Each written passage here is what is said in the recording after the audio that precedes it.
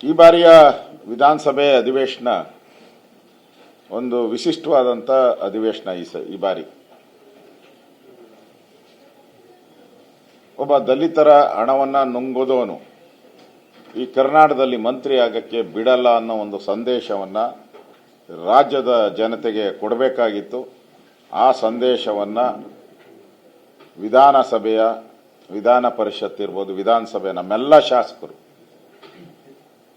ಸ್ಪಷ್ಟವಾದಂಥ ಒಂದು ಸಂದೇಶವನ್ನ ನಾವು ಕೊಟ್ಟಿದ್ದೀರಿ. ಸರಿ, ಯಾವುದೇ ಕಲಾಪಕ್ಕೆ ಅವಕಾಶ ಕೊಡದೆ touch and go, touch go, walk out ಇದು ಬಿಟ್ಟು ವಿನೂತನವಾಗಿ ಈ ಬಾರಿ ವಿಧಾನಸಭಾ ಅಧಿವೇಶನವನ್ನ ನಡೆಸಿದಿರಿ. ಪ್ರತಿ ದಿನನೂ ಕೂಡ ಒಂದೊಂದು ಹೋರಾಟ ಮಾಡಿದಿರಿ. ಇಡೀ ನಾಗೇಂದ್ರ ವಿಚಾರಕ್ಕೆ ಸಂಬಂಧಪಟ್ಟಂತ ಕಪ್ಪು ಪಟ್ಟಿ ಕಟ್ಕೊಂಡು ಒಂದು ದಿನ ಪ್ರೊಟೆಸ್ಟ್ ಮಾಡಿದ್ರಿ. ಆಮೇಲೆ ಇಡೀ ವಿಧಾನಸೌಧವನ್ನ ಮೆರವಣಿಗೆ ಹಾಕೋ ಮುಖಾಂತರ ಒಂದು ಪ್ರತಿಭಟನೆಯನ್ನ ಮಾಡಿದಿರಿ. ಆಮೇಲೆ ಕಪ್ಪು ಟಿ ಶರ್ಟ್ ಹಾಕೊಂಡು ವಾಲ್ಮೀಕಿ ಸ್ಟ್ಯಾಚ್ಯೂ ಇಂದ ವಿಧಾನಸೌಧದವ್ರಿಗೆ ಬಂದು ವಿಧಾನಸೌಧ ಒಳಗಡೆ ಬಿಡದೇ ಇದ್ರೂ ಕೂಡ ಗಲಾಟೆ ಮಾಡಿ ನಮ್ಮ ಹಕ್ಕನ್ನ ಚಲಾಯಿಸಿ ಒಳಗಡೆ ನುಗ್ಗಿ ವಿಧಾನಸೌಧ ಒಳಗಡೆನೂ ಬಂದಿದ್ದೀರಿ. ಅದು ಒಂದು ಹೋರಾಟ ಮಾಡಿದಿರಿ. ಆಮೇಲೆ ವಿಧಾನಸೌಧ ಮುತ್ತಿಗೆ ಕಾರ್ಯಕ್ರಮ ಮಾಡೋ ಮುಖಾಂತರ ಪ್ರತಿದಿನ ಒಂದೊಂದು ವಿನೂತನವಾಗಿ ವಿಧಾನಸಭೆ ಒಳಗಡೆ ಹೋರಾಟವನ್ನ ಮಾಡಿದಿರಿ. ನಮ್ಮೆಲ್ಲ ಶಾಸಕರು ಒಟ್ಟಾಗಿ NDA JDS ಅನ್ನ ಸೇರಿಸಿ ನಾವೆಲ್ಲರೂ ಕೂಡ ಪ್ರತಿದಿನ ಒಂದು ನಾಗೇಂದ್ರ ರಾಜೀನಾಮೆ ಅಂತಾನೆ 1500 ಸರಿ ಕೂಗಿದಿರಿ. ಪ್ರತಿದಿನನೂ 1500ಕ್ಕೂ ಹೆಚ್ಚು ಬಾರಿ ನಾಗೇಂದ್ರ ಕಳಂಕಿತ, ಕರಪ್ಟ್, ಲೂಟಿಕೋರ ಅಂತೇಳಿ ಪ್ರತಿದಿನನೂ ಕೂಗಿದಿರಿ. ಗಂಟ್ಲು ಹೋಗೋ ಹರ್ಕೊಳೋವರೆಗೂ ಕೂಗಿದಿರಿ. ಸರಿ, ನನಗನ್ಸ್ತತೆ ಇಷ್ಟೆಲ್ಲ ನಾಮಾರ್ಚನೆ ಮಾಡಿದ್ಮೇಲೆ ರಾಜೀನಾಮೆ ಹಾಗೆ ಆಗುತ್ತೆ ಅನ್ನೋ ವಿಶ್ವಾಸ ನನಗಿದೆ, 100% ಇಷ್ಟೆಲ್ಲ ಹೋರಾಟ ಆದಮೇಲೆ, ಇಷ್ಟೆಲ್ಲ ಧರಣಿ ಹೋರಾಟ ಆದಮೇಲೆ ಪೂರ್ತಿ ಮಾಡಿದ್ದೀರಲ್ಲ ಅಧಿವೇಶನದಲ್ಲಿ. ಹೇಳ್ತೀನಿ ಆಮೇಲೆ ನೀವು ಕೇಳಿ ಏನಂತ. ನಾವು ಯಾಕೆ ಈ ವಿಚಾರವನ್ನ ತೆಗೆದುಕೊಂಡ್ರಿ ಅಂದ್ರೆ, ಇದೇ ಸದನದಲ್ಲಿ ಸಿದ್ದರಾಮಯ್ಯನವರು ಲೂಟಿ ಆಗಿರೋದು ನಿಜ ಅಂತ ಒಪ್ಕೊಂಡಿದ್ದಾರೆ. 187 ಕೋಟಿ ಅಲ್ಲ, ಅದು ಬಿರಿ 87 ಕೋಟಿ ಬಿರಿ ಅಂತ ಹೇಳಿದ್ದಾರೆ. ಅಂದ್ರೆ ಮುಖ್ಯಮಂತ್ರಿನೇ ಒಪ್ಕೊಂಡಿದ್ದಾರೆ.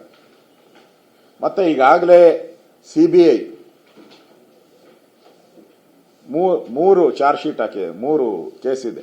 ED 1 ಕೇಸ್ ಇದೆ. ಟೋಟಲ್ ನಾಗೇಂದ್ರನ ಮೇಲೆ 35 ಕೇಸ್ ಇದೆ ಒಟ್ಟು.